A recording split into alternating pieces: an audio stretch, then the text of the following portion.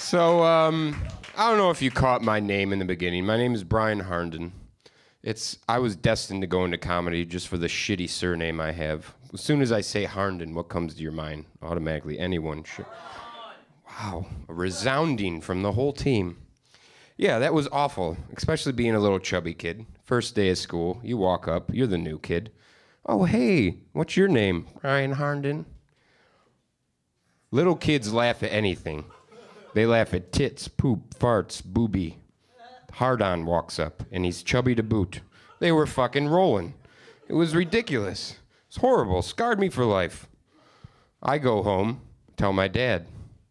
They're calling me hard-on. He automatically, in his brain, goes back 20 years to when he was a kid.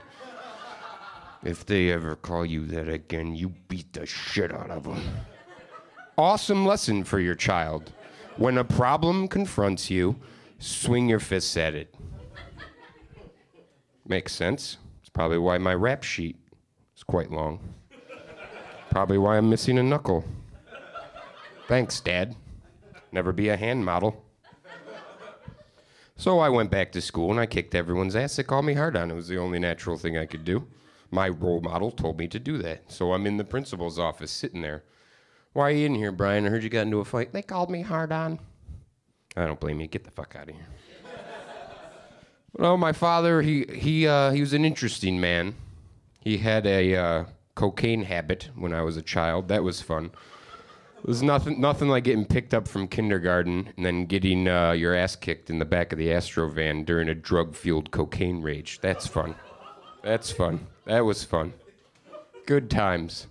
But, you know, when I grew up, I asked my dad about this. I leveled with him because I don't care. I get over it. Kids nowadays are pussies. They'll have a fucking complex their whole life about it. He was on drugs. He hit me. Big deal. Fuck it.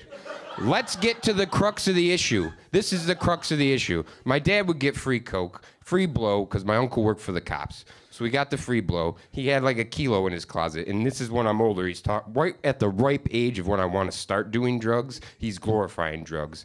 Awesome parenting. Awesome parenting coming full circle. So I'm like, hey, Dad, you're just sitting on all that coke. Why don't you sell it? You know, maybe I could have been rocking a sweet fucking Huffy 10-speed instead of that bullshit rusty-ass BMX I had. Like, I don't know, man. I don't know. I was the life of the party, man. I was the life of the party. It was like, when's Jeff coming over? He's got the good shit. Like, awesome, real selfish. I remember one time we were cleaning out the attic, and I came across some drug paraphernalia of his. It was called the Big Hit. It was used to smoke a joint. I found it. I go, Dad, what's this?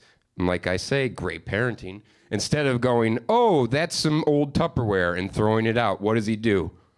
Oh, the Big Hit. The Big Hit, man. What you do is you take a joint and you put it in here and then you light it. And I'm like, oh, really? Okay. And then I get yelled at because I get caught smoking weed at Chad's house. Fucking A, man. What's the double standard? You want to know what the kicker is? Here's the kicker. He was a pastor.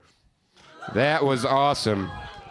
That was awesome right when the internet came out because much like my friend Tyler, I don't use socks. I use my underwear, my dirty underwear. I just splooge into my dirty underwear. And then I throw them in the hamper, and then when laundry day comes, I got to break out a jackhammer just to get them all out of the fucking... But anyways, this back to the lecture at hand. This was the conversation. We had the jerk-off chat right when the internet came out. My dad comes up to me, he goes, I know you do it. You know I do it. As long as she doesn't find out, everything's going to be okay. And then I would get yelled at because I'd throw fucking jizzy Kleenexes in the toilet. What's wrong with you? Those aren't meant to be flushed down the system. The septic tank's gonna explode. You throw them in the trash. It's right next to the computer. It's filled with mine. Why didn't you get the clue? We gotta talk about this again? Again. Yeah, good times in the Harnden household. Great times. My mother was a saint, though. She was the best. She had to put up with all that shit, so, like, can you blame her? Fuck. She would always get him. Always. Always get him. Fucking, he'd be doing something, and she'd just be back there going...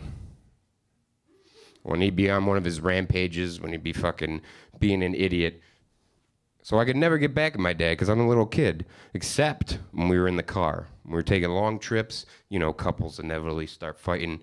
So my dad, usually for the first half hour, would be like, shut up and enjoy the scenery. And then finally, it would get to him, he'd just pull off to the side of the road, stop the car, get out in a huff like a child, and go, you drive. So then when he'd sit back down in the passenger seat and he'd look in the rearview mirror at me, I'd just be going. Good times, right? Anyways, you know how you got the friend you don't talk to anymore? The guy that you just hung around with because he was stupid and you like to hear what dumb shit he would say? I had one of those, and I'm from upstate New York. So, there we go, I like that.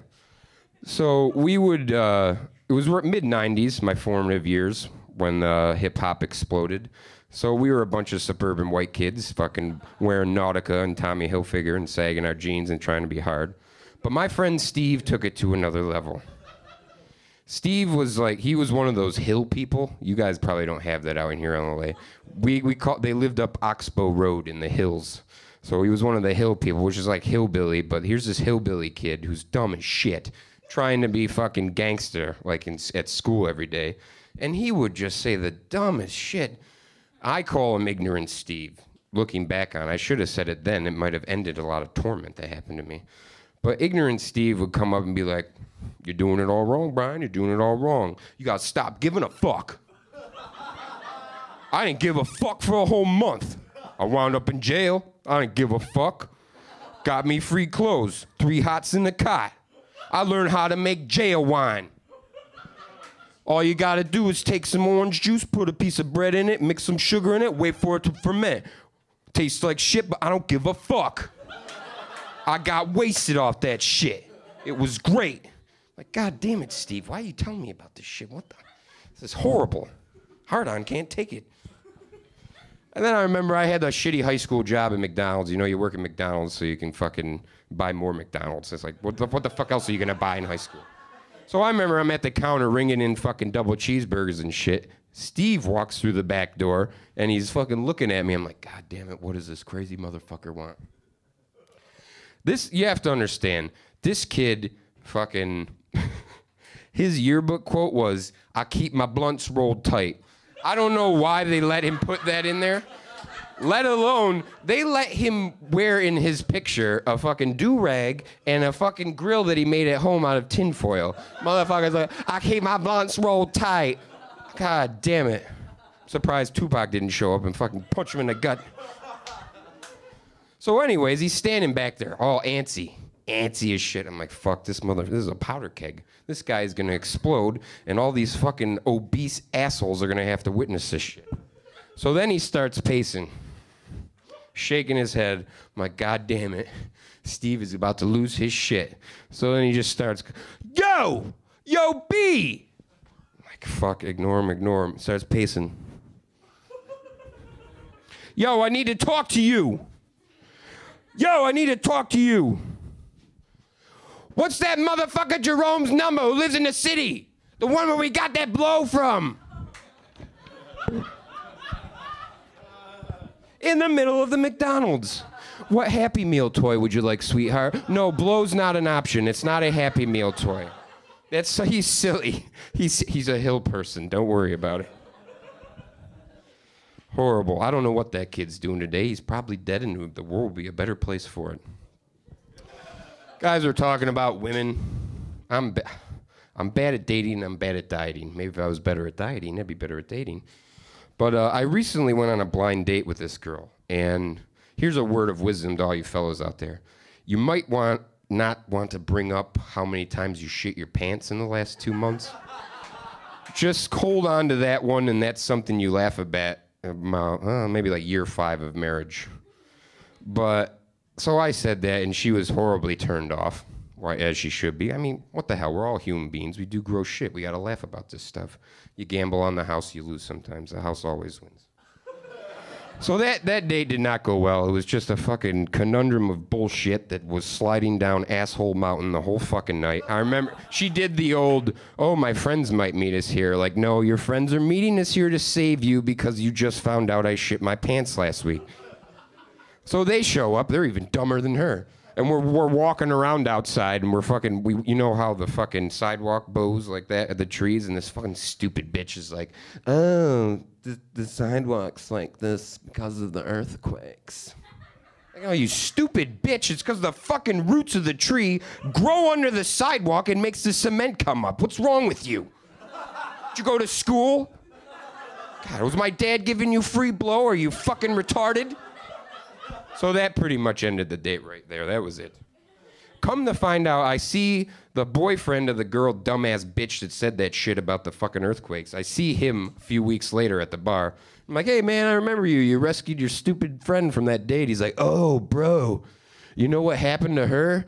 She got married to some Israeli guy. I was at their house, and there was Israeli bodybuilders everywhere. And she's just happy as a clam. I guess she's pregnant. And I was like, fuck.